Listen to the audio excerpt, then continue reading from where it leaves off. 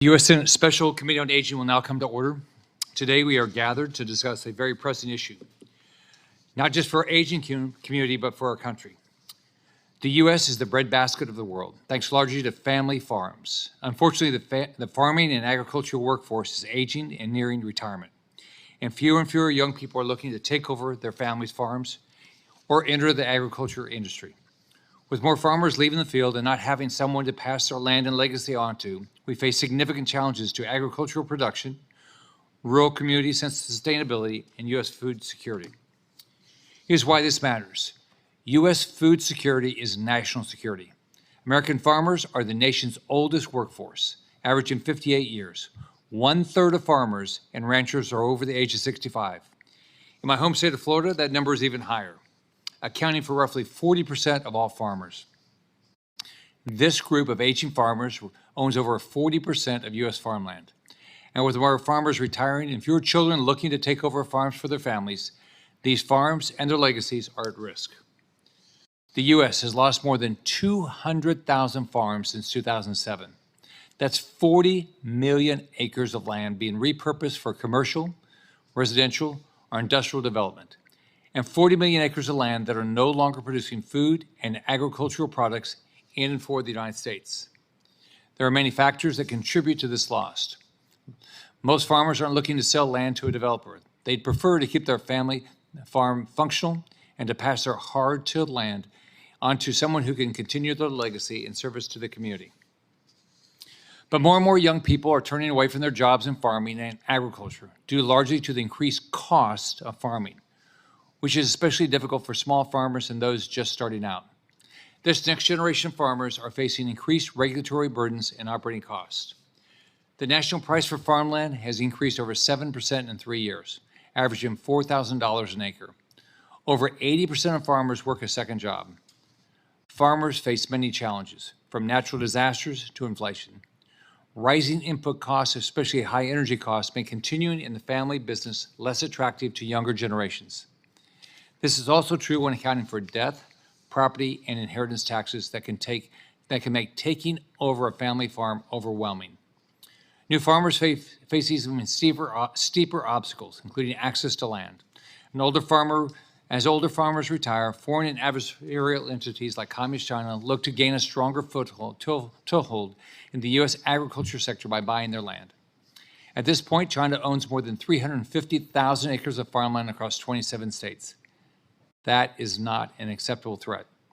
American farmers also must deal with unfair trade practices, undercutting their product on an international level. Congress has not always done right by our farmers.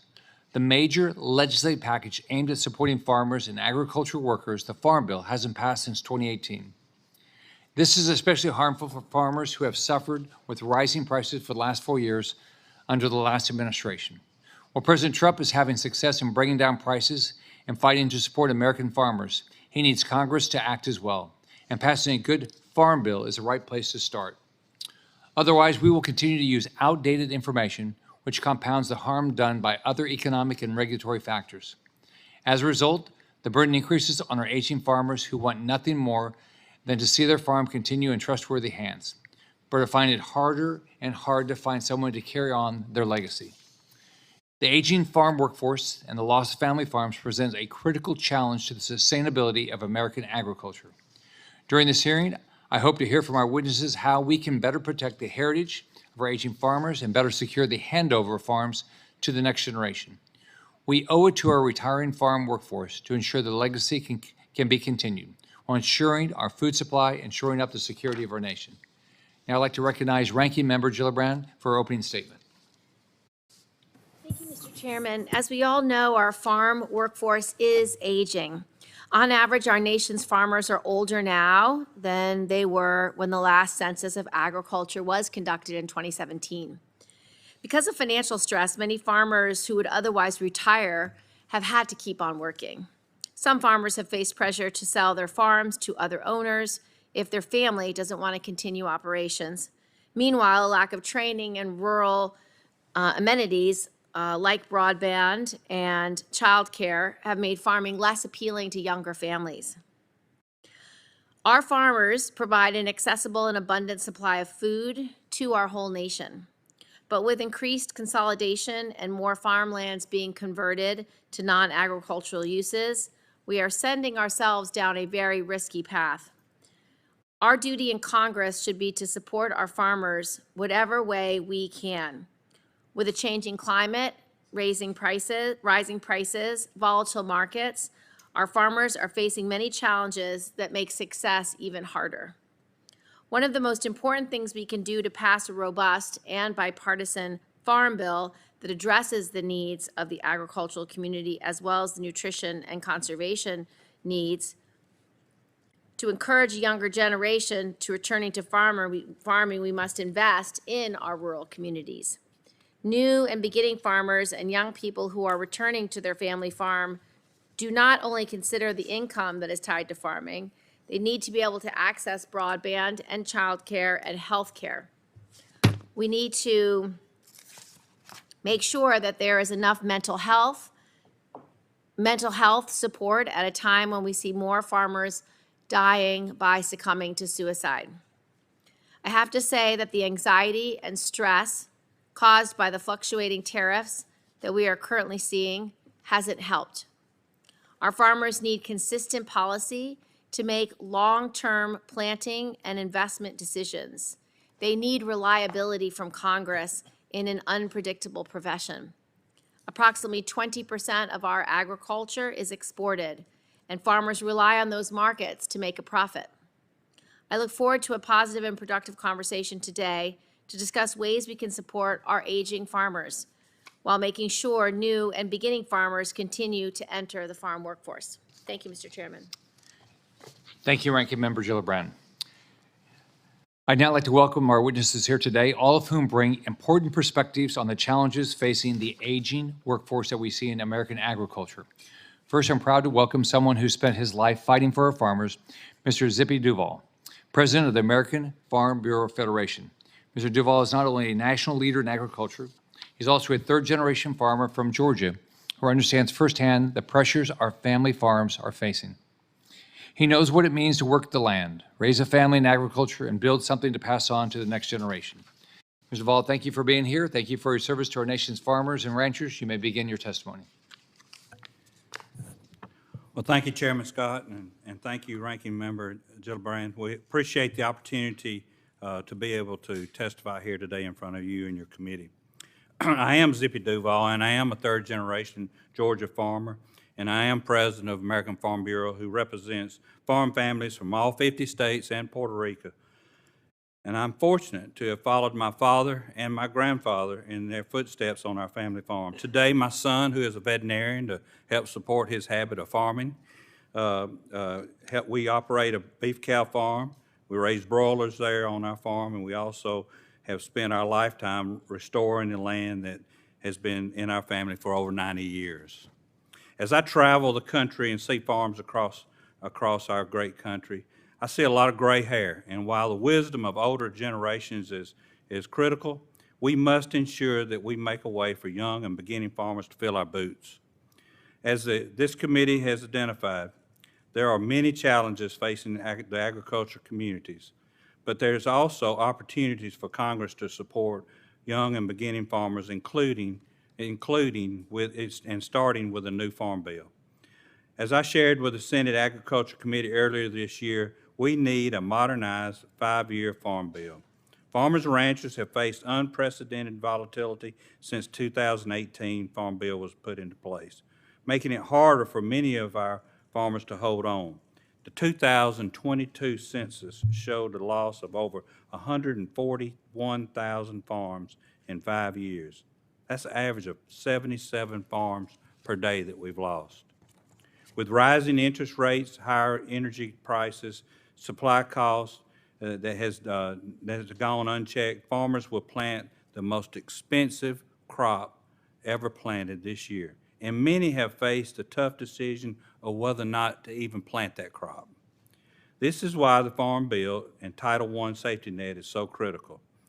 Despite skyrocketing costs, the 2024 payments to farmers are projected to be the lowest since 1982.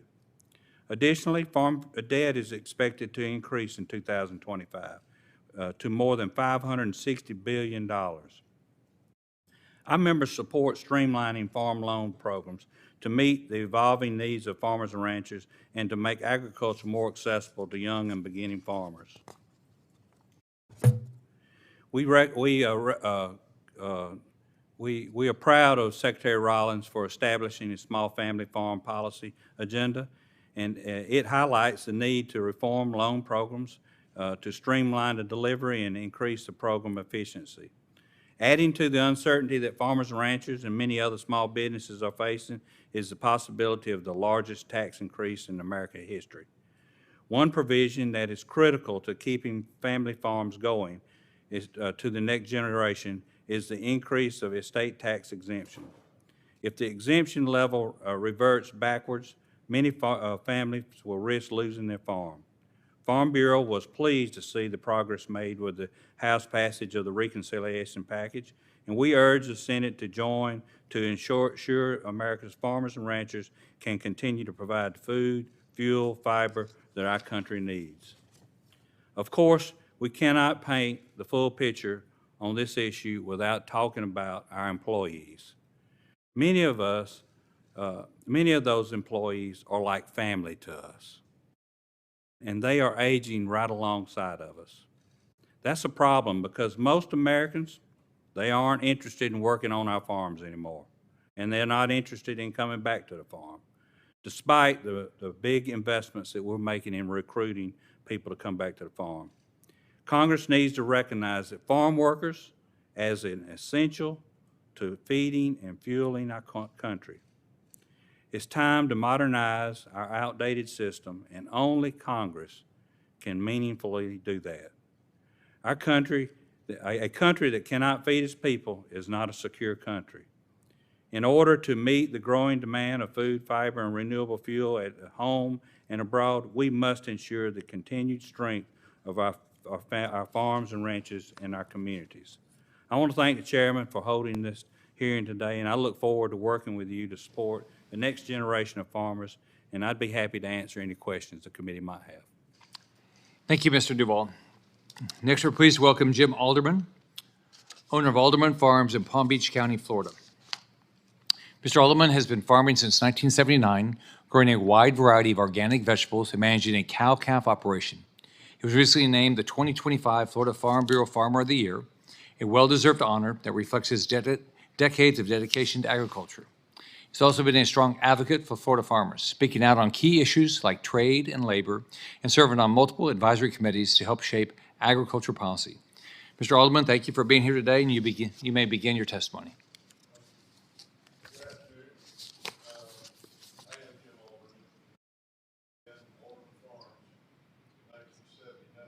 We farm about 1,200 acres in eastern Palm Beach County.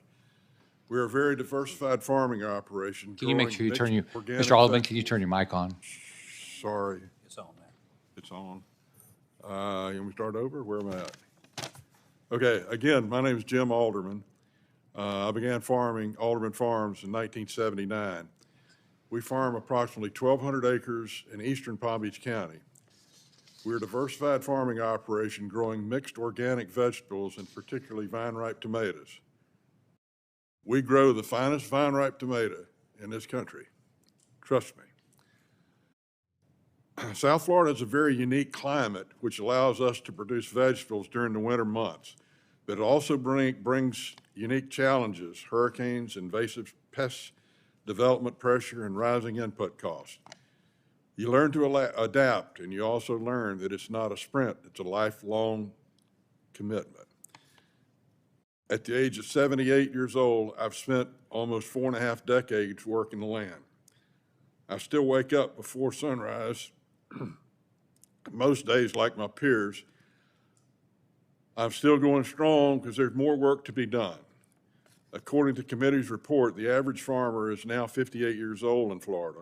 Nearly 40% of our producers are 65 or older. We're proud of our experience and knowledge, but the question I ask is who is coming behind us? That's the part that keeps me up at night. It's just not growing the crops, it's passing down the knowledge, discipline, and the way of life. But that chain of succession is breaking. Nationwide, less than 9% of the farmers are under 35 years of age. And then the numbers are even more sobering in states like mine. Young people want to farm, but they're running into walls, such as expensive land cost, expensive equipment cost. The cost of financing is very difficult. The big question is, why are farming selling out without young men and women stepping in? The incentive to make a profit is not there. We may ask, why can't they make a profit? The first reason comes to me is that the imports are being shipped into this country below our production cost. If a farmer cannot make money, he's not going to expand his operation. If his opportunity to sell land, which is farmed for years, comes, sometimes the opportunity is too great, they sell, retire, and then development comes, parking lots, residential communities, and no agriculture. How can we help farmers make it so we can be competitive with our neighbors to the north and our south? We have to be on the same level playing field. Another problem farmers have is the invasion of invasive insects and diseases that have entered our country from other countries. For example, we've seen the citrus industry with citrus greening has devastated the citrus industry.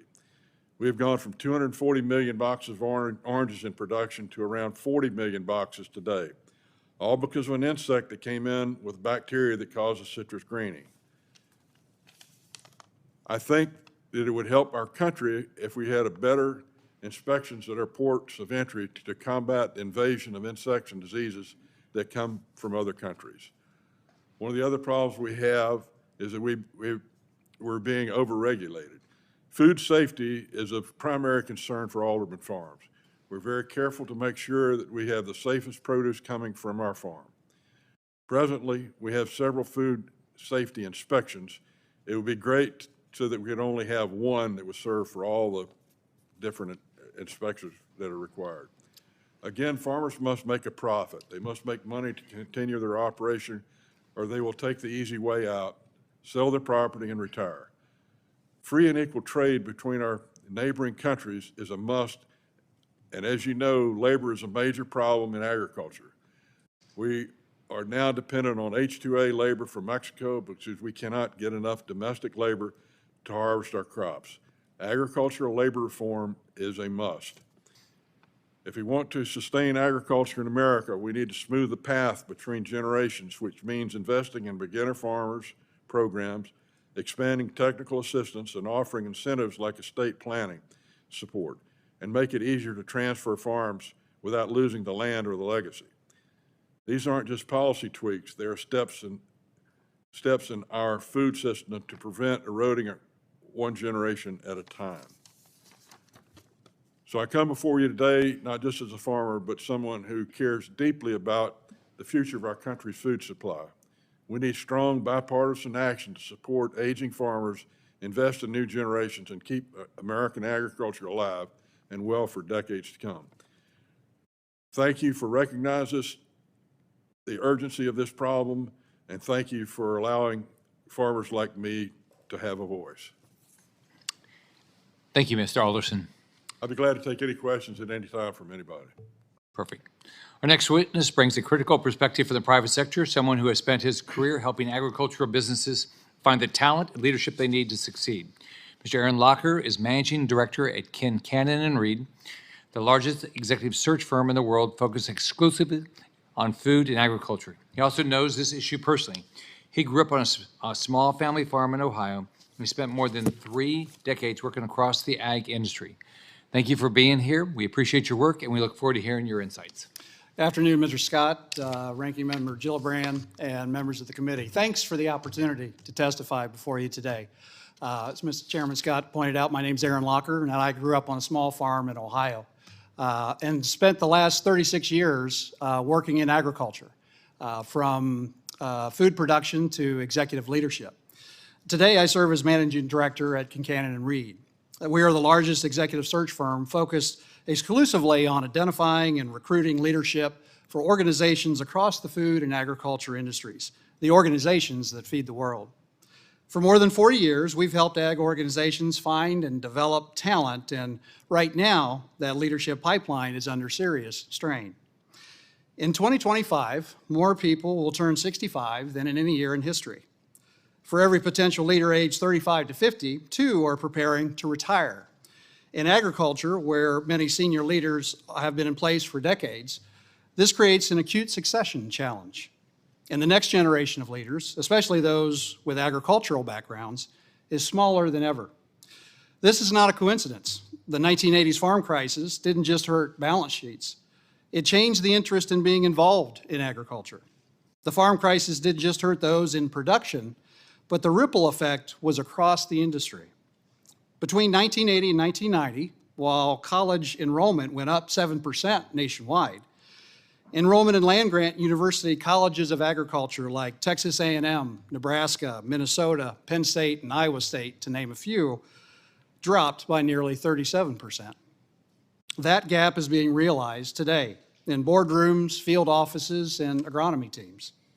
Meanwhile, the complexity of agriculture is growing. Precision and decision ag technologies, automation, AI on the farm, and sustainability initiatives, they're moving fast. But fewer than 1/3 of ag companies that we work with have formal succession plans. That's not just a statistic, that's a systemic risk. Job growth in agriculture is steady, around 3% per year. But tech and finance are growing 3 times faster. So we're not just competing for talent, we are competing for leadership. And that matters because, as you mentioned, Chairman Scott, food security is national security. Attracting and retaining the next generation also depends on profitability and predictability. When farmers and agribusinesses face constant regulatory uncertainty or rising compliance costs, it discourages investment and makes leadership succession harder. To keep agriculture strong, we must reduce unnecessary regulatory burdens and ensure producers and those across the industry see a future worth building toward. This is not a challenge the private agribusiness sector can solve alone. Congress does have a vital role to play, and I respectfully offer 4 recommendations. First, pass a strong, fully funded farm bill. It provides stability for farmers, ranchers, and rural communities. Second, promote agriculture as a mission-driven, modern career path. No other sector blends health, nutrition, energy, and technology like agriculture. We have built the safest, most abundant food supply in the world, but that system will not sustain itself without the people who lead it. Young people and career changers need to see ag as a place to lead and innovate. Third, invest in leadership development. Support USDA scholarships, executive fellowships, and training through land-grant universities and ag nonprofits. And fourth, strengthen rural workforce development. That means apprenticeships, veteran transitions, and community college ag programs. And it means building career paths from urban and suburban areas into agriculture. In closing, the food and agriculture industries are evolving fast, but our leadership pipeline is not keeping up. This is not just a workforce issue, it's a threat to our most essential system, our food supply. If we want a strong, sustainable agricultural future, we must invest in people. We must identify and support leaders early, and we must give them room to grow. Thank you for your time and for your focus on this issue, and I too look forward to any questions that you may have. Thank you, Mr. Locker. Now I'd like to recognize Ranking Member Gillibrand to introduce her witness. Thank you, Chairman Scott. I'd like to introduce Dr. Chris Wolf. Dr. Wolf is the E.V. Baker Professor of Agriculture Economics at Cornell University's Charles H. Dyson School of Applied Economics and Management and the Director of Land Grant Affairs. Dr. Wolf conducts research, extension, and teaching focusing on dairy products and policy, business management, risk management, and farm animal welfare. He also works with farmers to conduct research in order to identify how public policy impacts farm behavior and financial outcomes with the intent of improving decision-making for policymakers and industry professionals. You may begin. Thank you. Chairman Scott, Ranking Member Gillibrand, and members of the committee, thank you for inviting me to be part of this hearing. As Senator Gillibrand said, I currently serve as the E.V. Baker Professor of Agricultural Economics at Cornell University, where I'm jointly in the S.C. Johnson College of Business and the College of Agriculture and Life Sciences. I have a three-way split: research, extension, and teaching. I've been at Cornell since 2019, and mostly I do work on dairy policy, farm business management. I've taught farm business management and ag finance for the last 25 years at the universities. I also serve as the faculty director of the New York FarmNet program. In my home state of New York, which is currently the 5th largest producer of milk, we're in the midst of $2.5 billion in new private sector investment in dairy manufacturing. To enable this growth, Cornell is focused on helping to ensure our family farms thrive, bringing the next generation back to the farm, increasing production in a sustainable way, and training both college-bound and non-college-bound students for dairy careers. There are a number of explanations for the increased U.S. farm age. One is that there's a larger share of commercial farms that are multi-generational in nature. Rather than the kids operating separate farms like they would have done maybe when I was kind of thinking about going back to the farm, they return to the operation and become owners, which enables economies of size in production and management. In this case, the management team might have a younger average age that is masked by considering only the primary operator. Modern agricultural production also tends to be quite capital intensive, and that capital accumulation occurs over the manager's lifetime, the result being that the average farm age is getting older. Finally, given the USDA definition of a farm as any place with $1,000 or more of agricultural products produced and sold or normally produced and sold during a year, there are a large percentage of farms which are operated as part-time businesses, and there's nothing wrong with that. But this also means that if someone retires to some rural acreage, they will be included as a farm and increased farm age.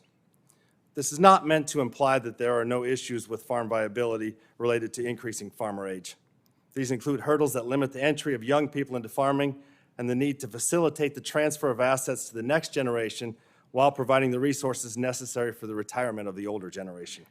Family-owned farms, which are 96% of U.S. farms, are closely held businesses. The farms tend to be of the size that meets the management constraints and the income needs of the family owner-operators.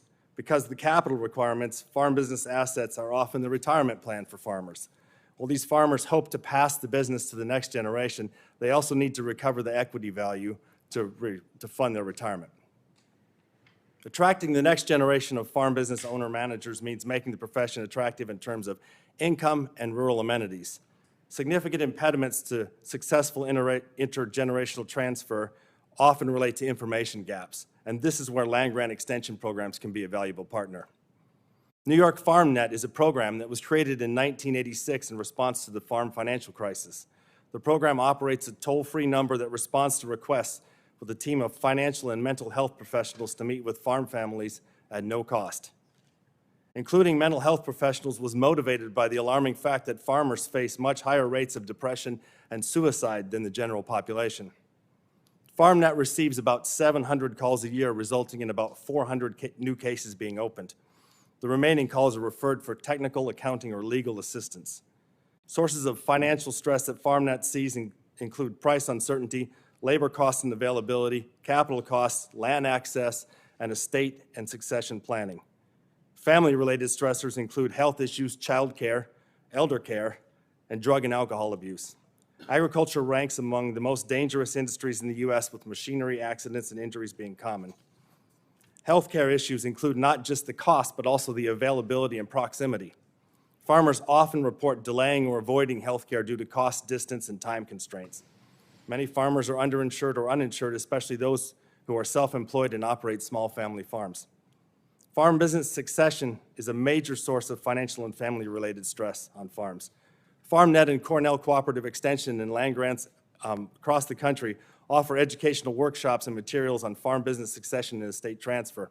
In 2024, FarmNet assisted farm businesses that represented over $13 million in revenue, 600 employees, keeping more than 180,000 acres active in farming.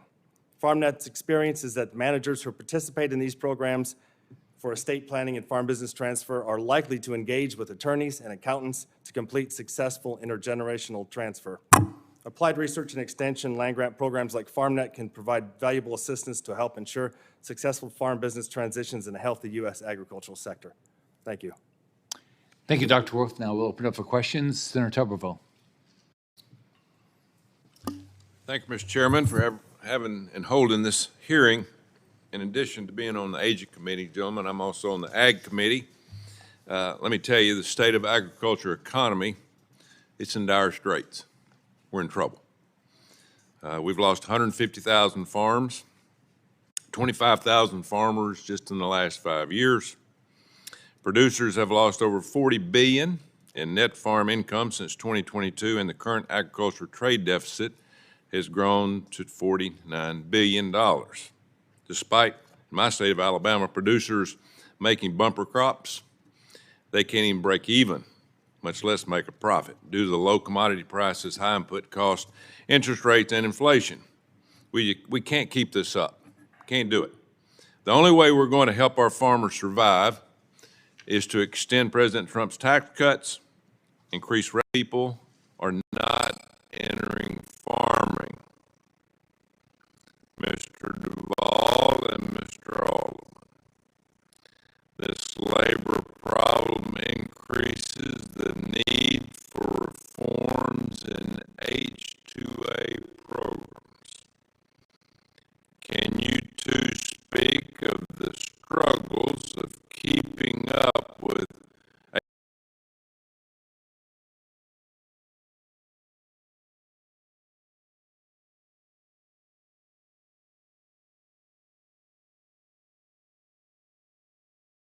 that is over $16 an hour in my state of Alabama? That is double the minimum wage. Can y'all address that, please? Yes, sir, I can. Thank you. It costs me $24 an hour for my H-2A labor, okay? Minimum wage in Florida, I think, is $12.50. I'm from Florida, and with the rates going up higher next year, they're talking about going it up another $1. We still have to pay for their housing. We'd like some relief, at least we could get the housing back from the people, the H-2A workers that we're bringing in. But we spend, hundreds of thousands of dollars every year just for housing for the labor. Plus, we have to bring them in here, pay for their visas, pay for their ride here, their ride back. They're great labor. They're good. Without them, we couldn't harvest our crop. But we can't compete with the cheap prices of tomatoes coming from Mexico against us. They undercut the price so cheap. We're talking, the tariff that we're talking about is not enough to make any difference. 20%, 17%, that's not enough to help it. They need a floor at least what our minimum growing cost is, and then put a tariff above that. But try to protect the Florida farmers, that a few that are left. And it's not only just in Florida, because at first it was just Mexico was coming after Florida tomato farmers right after NAFTA. Well, 20 years later, they're growing pepper and squash and corn and beans and every vegetable we grow all the way up the East Coast, all the way to Jersey and past.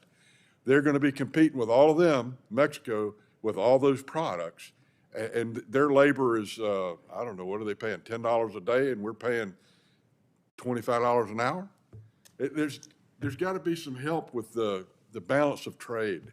We don't want the government to give us anything, but get us on a level playing field with Mexico and Canada.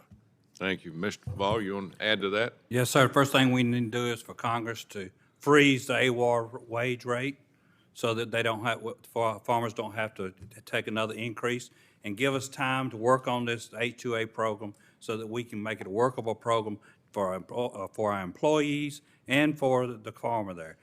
The way we're going now with the wage rate going up, we're going to price ourselves out of farming. We're not going to be able to pay the wage rate and stay in the farming and provide those jobs. And it's got to be done. It's got to be done quickly. And then we got to work on creating an H-2A program, or a program that speaks to all of agriculture. All of agriculture is suffering for the lack of labor, and we need to have year-round workers that's not capped. We need to be able to control it, but we need to be able to fill those jobs, whether a small, medium, or large-sized farm. And we need to have those year-round workers in those areas like dairy and other places that where the work never stops. And then, of course, the regulation that go along with those programs are just so burdensome. You heard him talk about the requirement of having housing, the liabilities that come along with that. and the difficulty it is for our farmers to continue to abide by all these regulations, because every regulation costs a lot of money to a farmer. And if we're going to continue to be able to compete with the world, we've got to be able to make sure that we have a workable program, bring reliable labor here so that we can get the job done. Why would a young farmer, how can a young farmer come back to the farm and bring his expertise that he learned in college, expand that farm without having a labor force to do it with? That's one of the biggest limiting factors we have. And that AWAR rate is set by a survey done through USDA that was created over 60 years ago to count employees, not to set a wage rate. The formula is totally unworkable, and we need to redo that formula and set a fair wage rate that encourages farmers to hire people and be able to still stay in business and treat those employees right.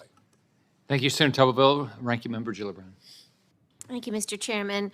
Dr. Wolf, we've seen several different tariff levels imposed on various countries at various points on different goods in the last several months. This has impacted everything from feed cost, fertilizer, and machinery, increasing operation costs for a lot of our farmers who already work within very tight financial margins. In the North Country of New York State, many dairy farmers depend on Canadian feed and fertilizer for their operations. This has been a long-term and mutually beneficial relationship that we have had with Canada, and has benefited businesses on both sides of the border. Dr. Wolf, in your opinion, what possible outcomes can we expect to see if the United States continues to impose these tariffs, which may lead to both higher input prices and restricted access to export markets due to retaliatory tariffs? Senator Gillibrand, U.S. agriculture is dependent on trade both for many inputs as well as for export markets for their outputs. So the increasing tariffs and trade wars certainly not something that are going to benefit U.S. farmers. For example, farms are dependent on inputs from Canada for things like fertilizer, lumber, and metals. So maintaining that relationship it was better for the farmers, definitely there. The U.S. dairy industry, which is what I mostly work with, on average exports about 1 day a week of the milk production. And the most important outlets for U.S. dairy exports are Mexico, Canada, and China. So maintaining that relationship is critical for U.S. dairy. Without these exports, stocks would surge and milk prices would be depressed, and that would lead to more farm exits. And the U.S. dairy farms are efficient, and they can compete with anybody in a global market, and I think that's what they want to do, but we've got to be perceived as a reliable trade partner. And that same statement could be made for a whole bunch of different U.S. commodities, from beef and pork to corn and soybeans. In a broader sense, the uncertainty in the last few months, uncertainty tends to inhibit investment. When an outcomes and the probabilities of the outcomes are uncertain, that basically creates a positive option value to waiting on investment, which is what we've seen in the last few months a little bit. So we're waiting on investments at a lot of different levels, and removing that uncertainty, I think, would help make U.S. agriculture a better longer-term investment and encourage investment in that sense. Thank you, Dr. Wolf. Farming is one of the most stressful occupations due to its unpredictability of climate, market prices, and labor shortages. The rate of suicide among farmers is 2 to 5 times higher than the national average, and approximately 60% of rural Americans live in a designated mental health provider shortage area. I was proud to introduce the National Agricultural Crisis Hotline Act last Congress to establish a National Agricultural Crisis Hotline, while expanding and supporting the current work undertaken by the Farm and Ranch Stress Assistance Network. Programs like the ones at Cornell's New York FarmNet and the American Farm Bureau's Federation Farm State of Mind program are both critical to resources to support our farmers in moments of crisis. President Duvall and Dr. Wolf, how should Congress expand resources to help our farmers access the mental health assistance that they need? And how can we reduce the stigma surrounding mental health in the agricultural community to encourage our farmers and ranchers to remember when they are in need before they are in a moment of crisis? Mr. Duvall. Yes, ma'am. I take that very seriously, because I remember when I was dairying during my time of when I was back on the farm before I got this job and dairying every day. I lost my wife and 42 years. My son went to war in Iraq, and with all the pressures of the farm, I realized what those pressures do to a man. And us old farmers, we kind of crusty. We sit in the back room, think we're not supposed to talk about our feelings, but that's the worst thing we can do. Yeah. The stigma that goes along with it, the embarrassment that people think they experience is not really there. And really and truly, all they need to do is open up and talk. It's okay not to be okay, but it's not okay not to talk about it. Right. That's why we went and started our Farm State of Mind program. And we also joined up with Together All, which puts us in with a group of a peer-to-peer group that farmers can be talking to each other, and free counseling for farmers and ranchers all over the country to be able to be part of. To support what you brought up, Georgia Farm Bureau and Georgia Foundation for Agriculture and Georgia Rural Health did a study, and it was very sobering. The facts that 29% reported thinking about dying of suicide of Georgia farmers. And when you look at the younger generation, the first generation farmers, 49% of them first generation farmers had thought about dying of suicide at least once a month. Those are devastating figures. And we got to continue to work from Congress to make sure that we tear down these barriers that causes higher regulation, that causes pressure for farmers, find an answer to our labor problems that is workable for our farmers, and be able to work with them with an undocumented workforce. We in agriculture know that about 50% of the workers out there on the farm are undocumented. And those people are like family to these farmers. And we need a way to work through that situation that a broken system has created here in this country. So there are a lot of things that Congress can do, but being able to put them on a level playing field in trade, tear down regulation, help them find a workable workforce would go a long way. It's taking a lot of pressure off. Dr. Wolf, do you want to answer? Sure, question? thanks. So a couple different things I'd point out. One is that the big part of it, as Mr. Duvall mentioned, is overcoming the stigma. And I think that education and awareness can go a long way towards overcoming the stigma. So maybe a series of public service announcements collaboratively with groups like maybe American Farm Bureau and other commodity groups could help provide more awareness. And then accessibility, as you mentioned, a toll-free number that they can call with trained counselors and resources would have a positive impact. And also, given the distance that many have, living in remote areas, having telemedicine in addition to the toll-free number with, again, counselors and resources that understand what's going on in these rural areas and with farmers would be very valuable. Thank you, Mr. Chairman. Senator Justice. Mr. Chairman, thank you so much, and Ranking Member, thank you. Thank all you great senators, and especially Coach Tuberville. You know, he and I are buddies, and we're both on the Ag Committee. And I want you to pay as close attention to me as you possibly can. Our family's been in the farming business for a long, long, long time. We got a real problem in agriculture, a real problem. And it is so serious, it's off the chart. You know, just think about it. Not only do we have a real problem, we're getting old. And as we get older and everything, the problem gets more and more and more critical. Now just stay with me just 1 second. If I were to tell you just this, America is the greatest country on the planet a millionfold. And with that, we have the greatest people, the most loving people, the very, very best of the best. But we're spoiled rotten. Any way you cut it, we are spoiled rotten on food. Absolutely, we're taking advantage of our small family farms beyond belief. You talk about taking for granted somebody and what they're doing with their work. That's what we do every day. And we won't address the problem. The problem is really, really simple. if we don't do something about this, we're going to have a crisis at some point in time like you can't imagine. Now, it may be a ways away, but for God's sakes a living, we surely to goodness deserve to have a farm bill. You know, but with all that said, you think about depression and suicide, and I could ask you a bunch of questions, but I'm just going to talk, okay? And here's the deal. I mean, you just think about the average size small family farm in America. The average size is about 430 acres. Now, if we could use 500 just for a second, and we could just think of these gentlemen that are right here, and just think, what could they sell their farms for?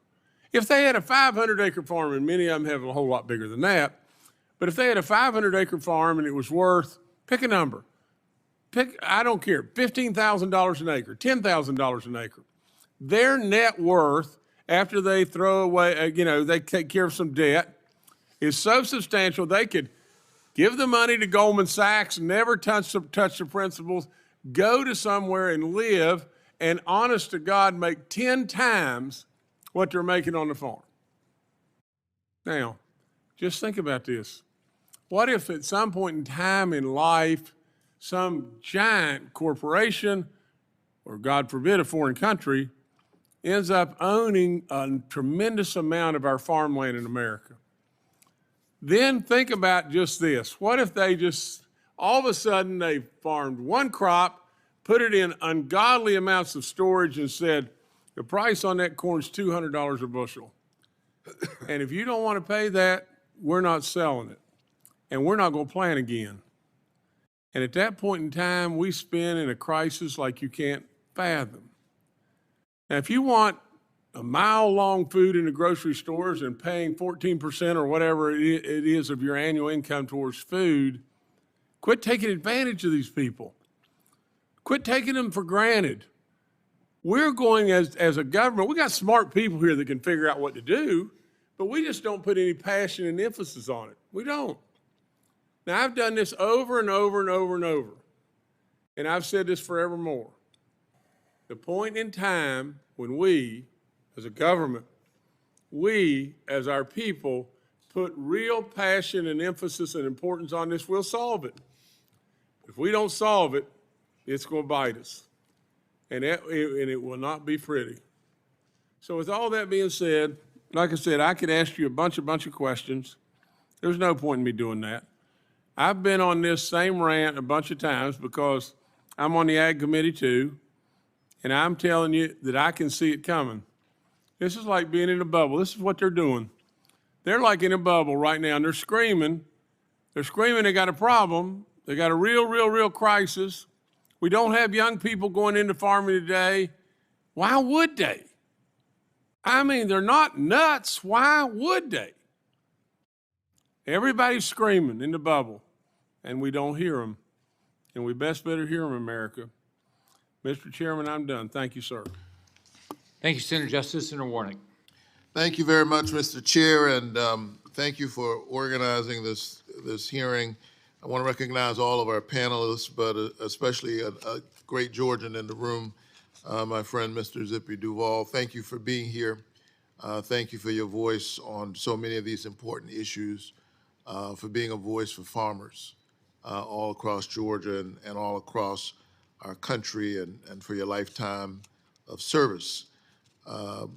As you know too well, in recent years, it seems like Georgia farmers have been hit by one thing after another after another. It's a tough business, and there's so many things that you can't control, like the weather. But in addition to that, rising input costs. And in addition to rising input costs and these weather events that we have seen in recent years that have created such a setback for farmers, on top of all of that, we're now dealing with pointless trade wars.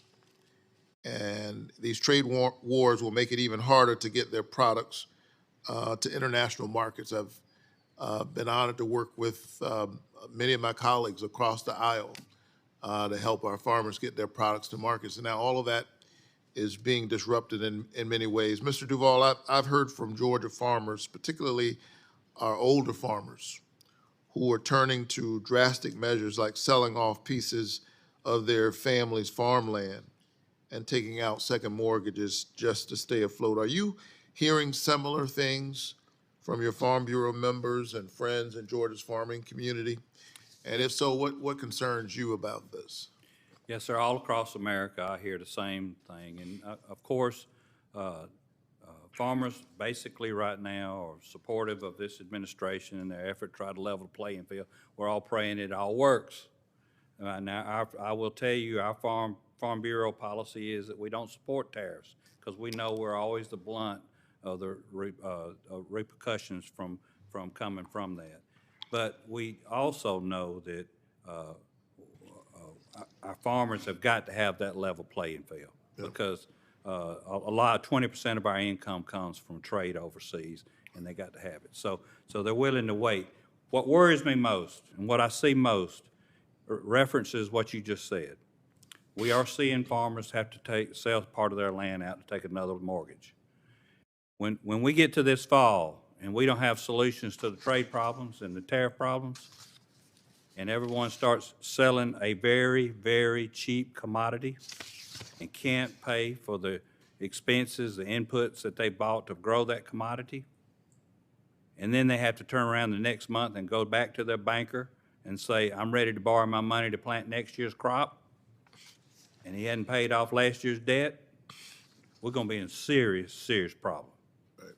And you're going to see farmers and ranchers all over this country go through mental health issues like you've never seen before since we've seen in the 80s with high interest rates. And it's going to be very, very difficult.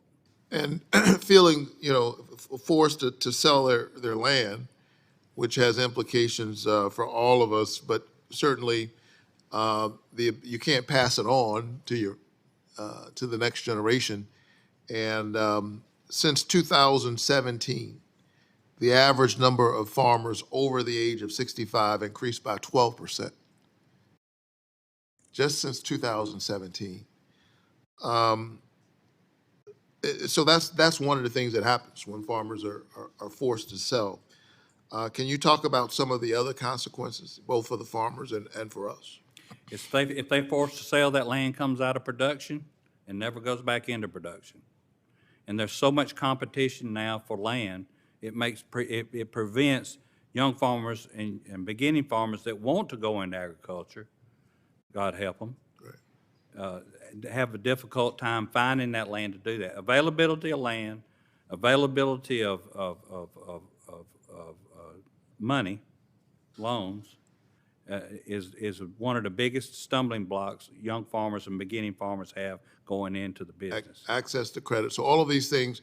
Would you say that the tariffs and the uncertainty that's been created around the tariffs has made it worse, tougher for even tougher in a tough business? I think in the short term, it has not really affected them yet, but when we get to this fall and they start selling their commodities, and if we don't have solutions to the tariff war, then we will have lost some markets that we have depended on for years, and then we'll start seeing the crisis hit. Yeah, I think that's just the thing, the uncertainty. Yes. And you're having to make decisions within the context of uncertainty. The people you would sell to, they're having to make decisions all up and down, all across the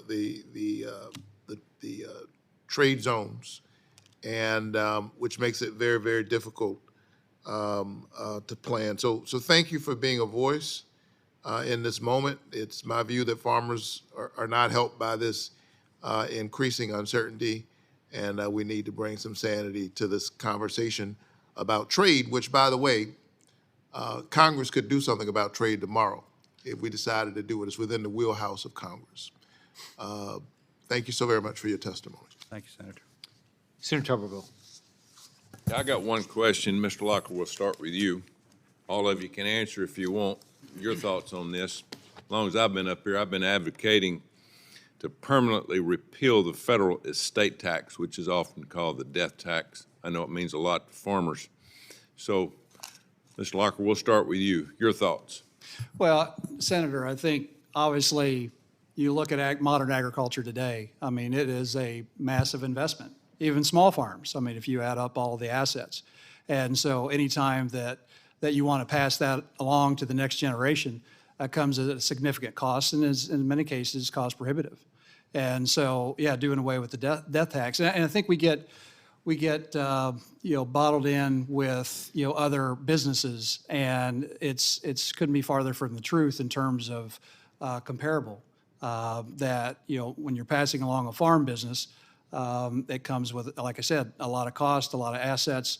It takes a lot to run a farm today, and so doing away with the death tax is the right thing to do, to be able to continue to pass it down to the next generation. Otherwise, it becomes cost prohibitive. Mr. Duvall, you've got to. It's absolutely one of the necessary things that we need to do. A farmer works all his life. I've spent my whole life buying back my farm. My daddy's had to sell part of it off. My whole life. And if we don't fix that problem, if we don't get rid of inheritance tax, other generations will have to sell the farm, and that farm will go out of production, and we will not enjoy the production from those farms. And it has to be done. It's just like people say, well, you got a lot of land, you got a lot of wealth. You have to have land to farm. It's just like having a tractor. It's just like having a car to go to work in every day, even if you're not farming. It's something you have to do that job. But show me a farmer that has a retirement plan. It's tied up in his land. It's tied up in his land. And when he retires, he's either got to sell his land or sell it to his children. And then if you pile inheritance tax on top of that, they have to sell part of the farm to be able to continue it. And it is one of the biggest devastating things that can happen to a family farm when you have a death and have to go through that difficult time. Mr. Alderson? I agree with you wholeheartedly. It's double taxation. It shouldn't be there. You've already paid the taxes once. Why are you going to just put somebody out of business or make them sell their business or their farm? It shouldn't be there. I agree with you. One other thing you might all think about, and this is not related to that, but somewhat. Years ago, and I'm not an accountant, not a CPA, I'm a farmer. We know a little bit of a lot of nothing, So some of the equipment I've been looking at, laser weeder, your AI stuff that's coming around, it's $1,400,000. I can't afford it. But what I'm wondering, years ago we had a rapid depreciation schedules where you could depreciate something real quickly and write it off quicker.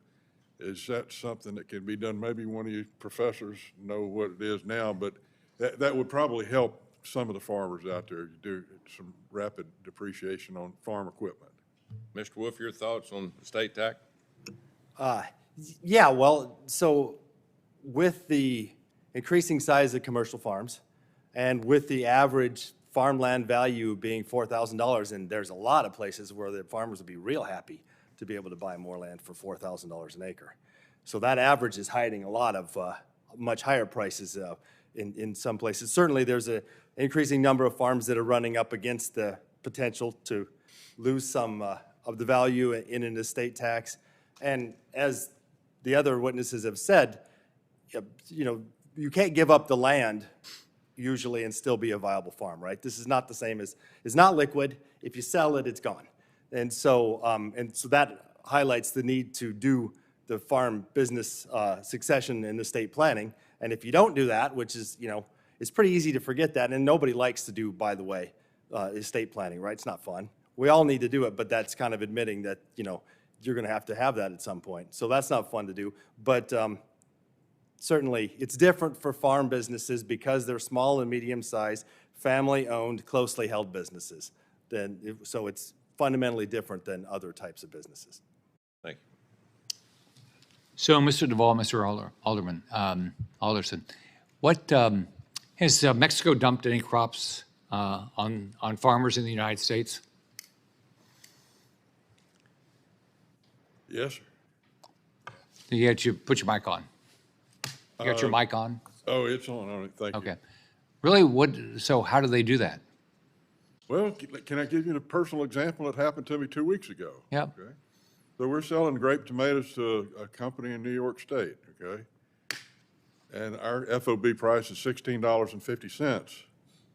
We couldn't get the order, been selling them for quite a while. Couldn't get the order this week. He said, I can get them delivered from Mexico for $10. I can't pick them, pack them, and grow them for $10. I can't pick them and pack them for $10. So we couldn't take the order. I'm not going to lose money. I'd soon dump it rather than having to lose money. And we dump a lot of tomatoes. We can't sell them, we dump them. We don't have another market for them. It's not like corn or soybeans that you can keep and sell next month. If we don't have a market, it goes into the go feed the cows. So there's an example. We were at. So why are your costs higher? Why? Yeah. Labor, as I mentioned earlier. H-2A labor's costing me $24 an hour. How did they come up with that? Well, what do you call it, A-word? Yeah. A-word? Wage rate. So the federal government did that to you? Yes, sir. Your friends at the federal government? Am I friends of it? No, your friends at the federal government did Yeah, this to you? Well, you guys are friends, so but you can do something about it. It's not fair because we have to pay the housing for them, okay?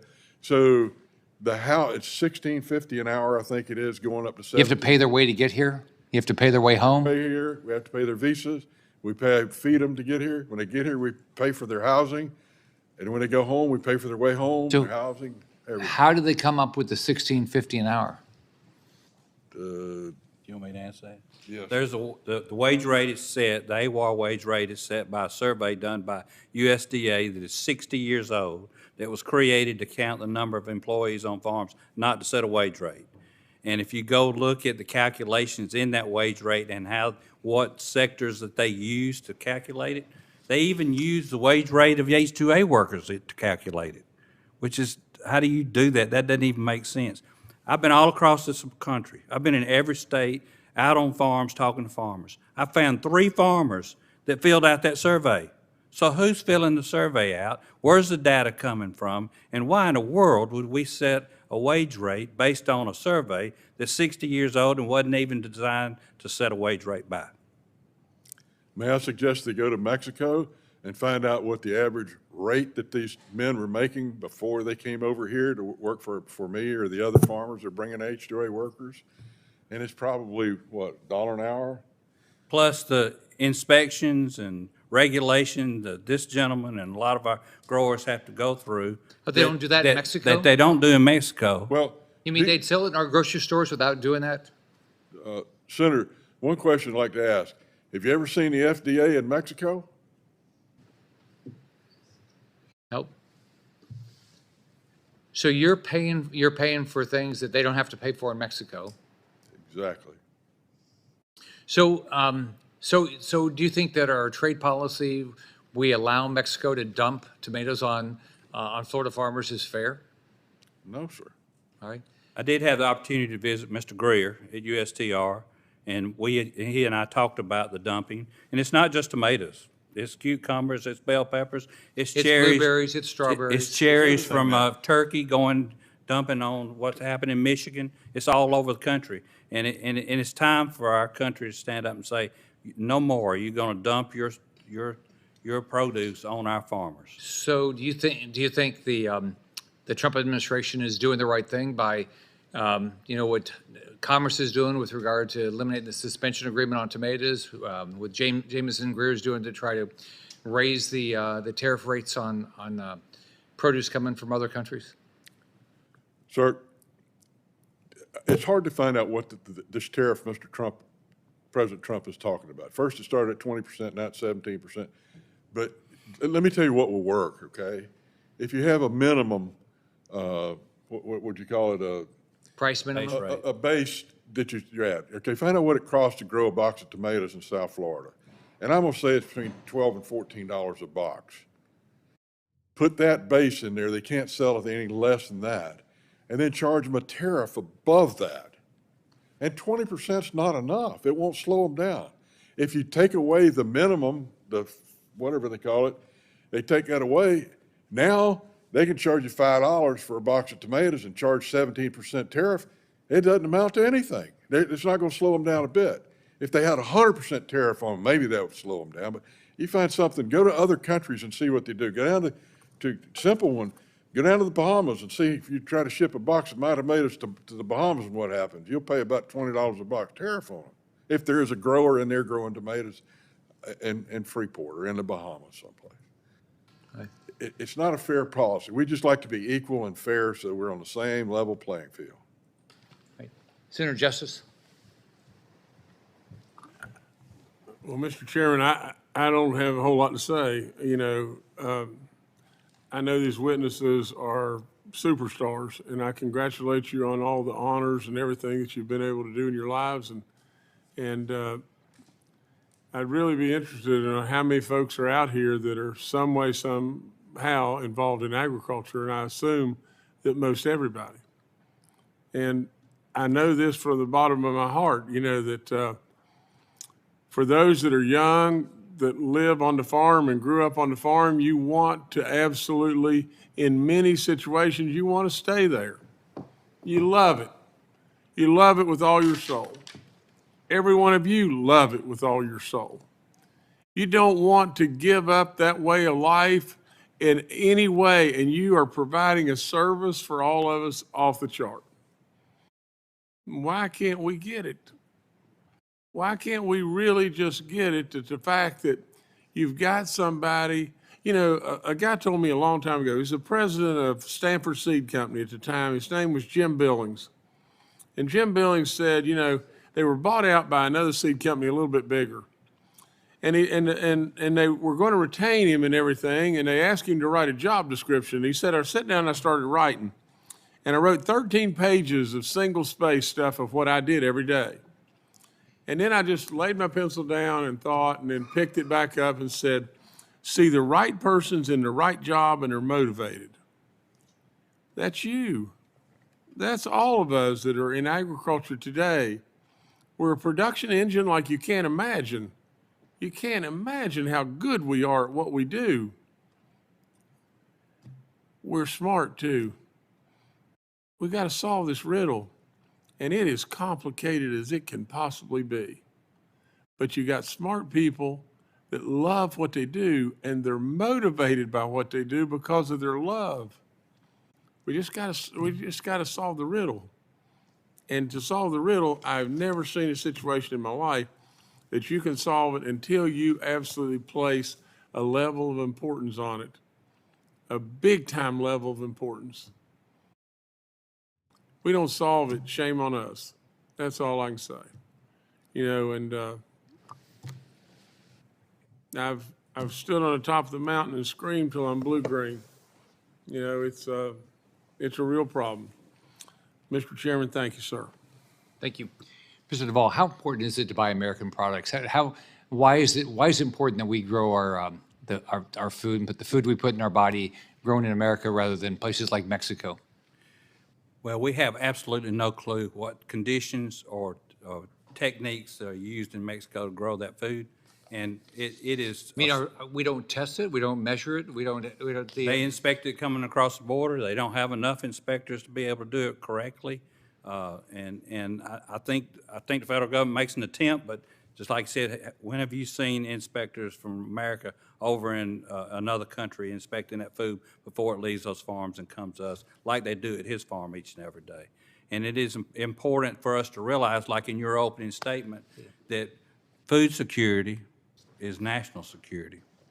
If we all were old enough to remember the long gas lines when we had to sit in line to get gas and how it almost brought our country to the knees, if we all remember how scared we was when COVID hit and all of a sudden we saw some shelves at the grocery store empty, if you don't solve our labor problems and put profitability back in agriculture and young people not come back to it, we will live to see that day again in this country. And we'll be dependent on some other country, whether it's on our land or their land, to feed us.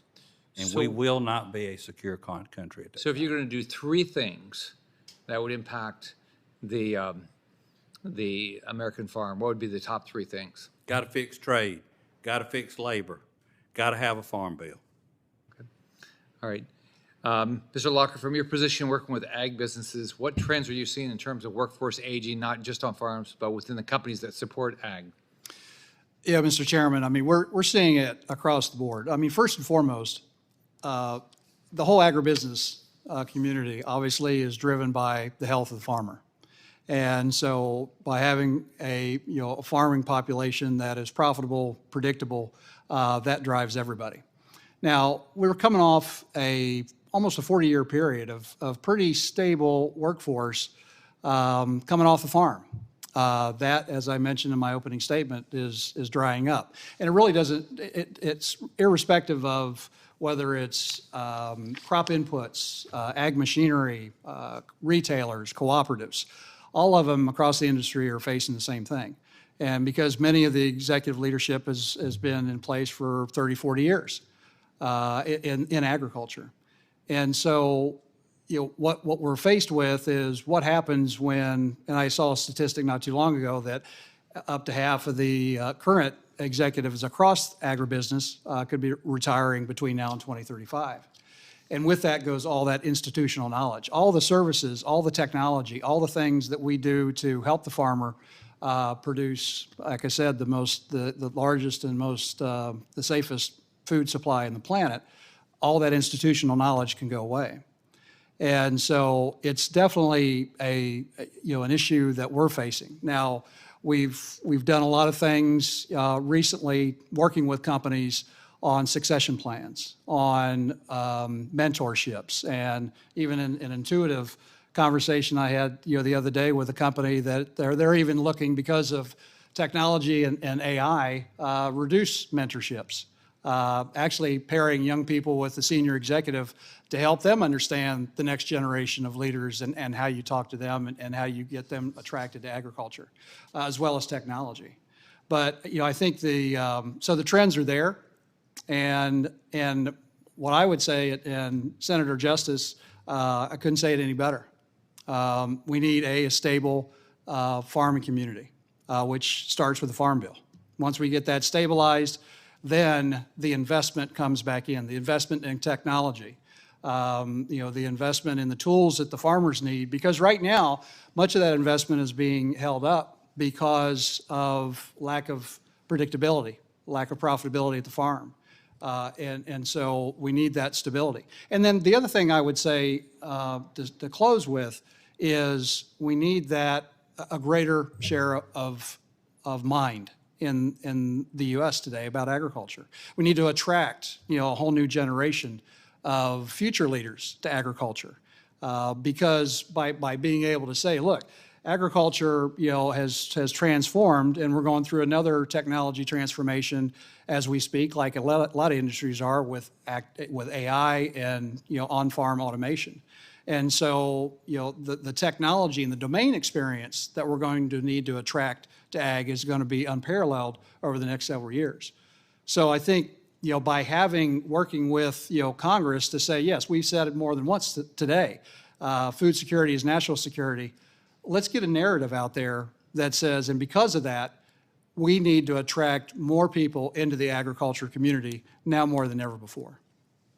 Thank you. Dr. Wolf, from your research, what are the most significant financial barriers facing aging dairy farmers who are looking to retire or transition their operations to the next generation?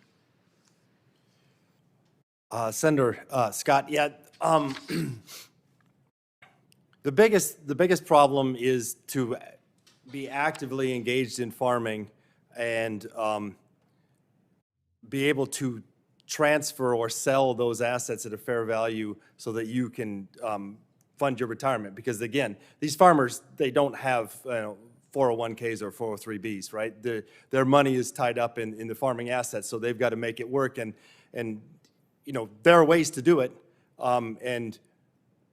but it takes planning ahead of time, and it takes considering things like long-term leases and land contracts and things like that to make it work. And if you don't do that, then it becomes infeasible.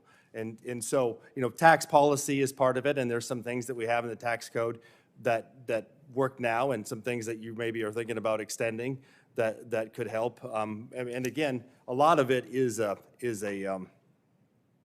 just an information problem. And also, as Mr. Locker pointed out, I think correctly, we definitely see more people want to go into agriculture when it's profitable, right? If you grow up on a farm and and it looks like your parents are struggling, it's not something you're not gonna want to come back to. So that's definitely key. Mr. Duvall, so you've talked to Jamison Greer, and I assume you've talked to Secretary Rollins. All right. So we're talking about trade policy. It takes two people to get a deal done, right? So do you think we're better off to just leave it as it is, or try to improve our trade policy to stop the dumping? We have to try to improve our trade policy. What we've done in the past has not worked. We've not regained some of the markets that we lost in the trade war 8 years ago. So we need trade deals. We need access. We need certainty. And you give our farmers a level playing field, they'll compete with anybody on earth. And yes, of course, especially during harvest time of tomatoes and strawberries, they shouldn't be able to be allowed to dump here on top and just depress the price to the point that the farmer can't successfully run a business under all the rules and regulations that cost them tons of money to abide by in this country. So what Secretary Rollins and Secretary Lutnick and Trade Rep Greer are trying to do, you think, as difficult as it is, it's worth trying to try to improve our trade policy with other countries? That's what I hear our farmers say. Short term, they're willing to take the pain. Long term, we got to have solutions. They can't handle it a long period of time. When we go into this fall with this expensive crop that's in the ground and the cheap commodities that they're going to have to sell, it's really going to be difficult for our farms all across America. So, Mr. Waller, when you talk about a farm bill, so what's in it that's important to you? Renewed Title I with increase in reference prices, continued support for crop insurance, to be able to, if a farmer, small, medium, large, growing whatever he might grow, deserves to have a risk management tool that he participates in to be able to cover his risk that he's got in that crop. So it ought not be limited to certain commodities. It ought to be widespread to all commodities, all sizes of farms. And research and development dollars are so crucial. That's what keeps us on the cutting edge of agriculture. That's what keeps us the leading production per place in the world is the research and development dollars that are spent at great universities like Cornell and University of Georgia and University of Florida. And then of course our conservation programs. These lands that we accumulate that we have to have to farm on, those natural resources and our neighbors, we all are entitled to protecting that. But farming doesn't allow the luxury of a farm to make enough money to do all that protection. So conservation programs, 140 million acres have been voluntarily put in conservation programs across America. That's the size of California and New York because it was voluntary and the government participated in helping us protect those natural resources on the land. All of those programs, and even the trade part of the Farm Bill where we help sell our products overseas, all of those programs are so important to agriculture and the Farm Bill. That's why we've been kicking this can down the road 2 years, and the uncertainty is caught up with our farmers, it's caught up with our bankers, and it's going to catch up to the American people. Mr. Alderman, you've been dealing with all the red tape of the federal and local governments and state governments.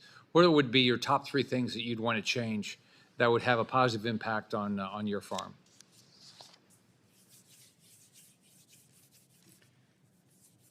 You mentioned crop insurance a minute ago, okay? Crop insurance needs to be analyzed to take in consideration specialty crops that we grow.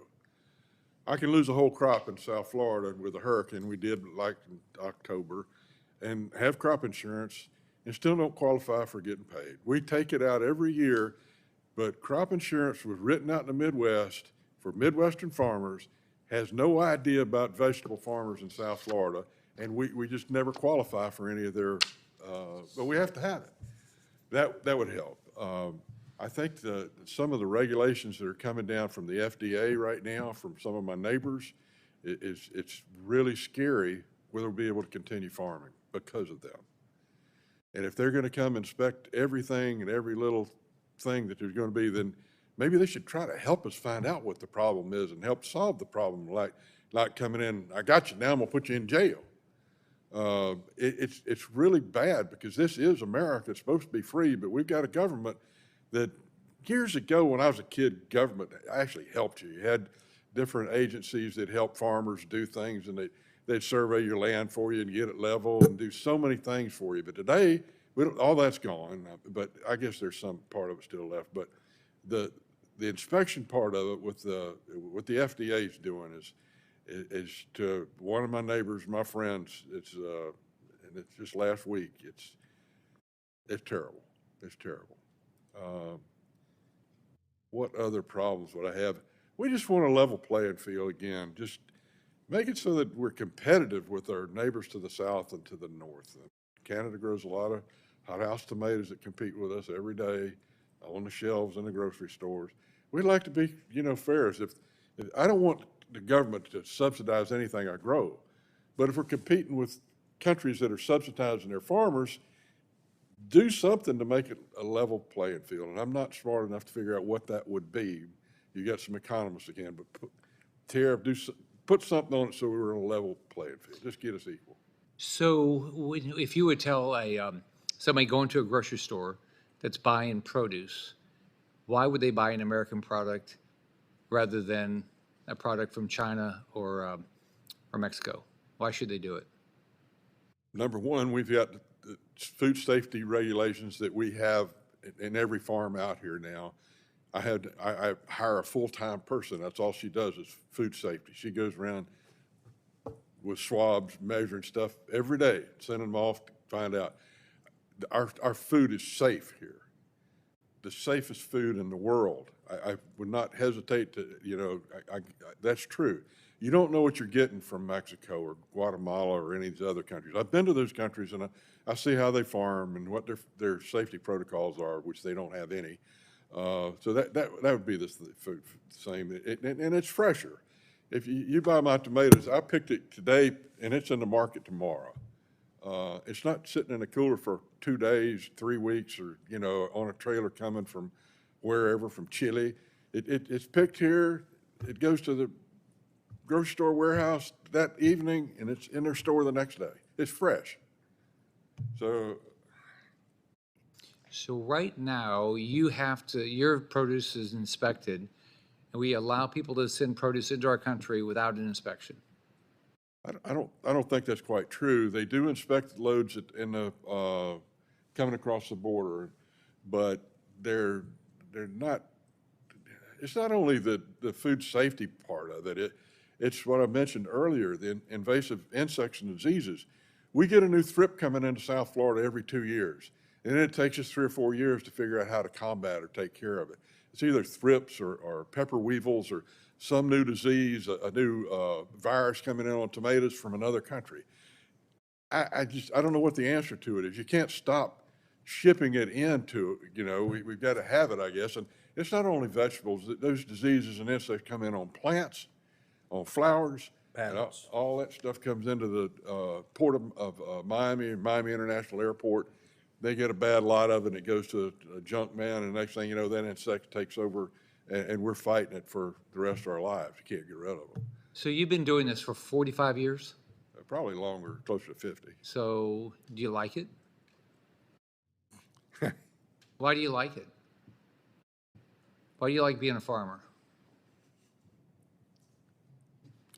I like growing things. I like to see things grow.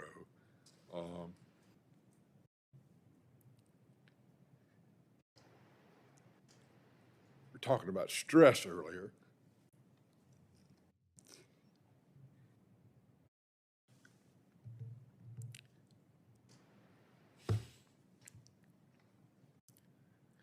I wouldn't, I couldn't do anything else. I could have been a road builder, gone into construction in South Florida, you know how busy it is there, but I chose agriculture.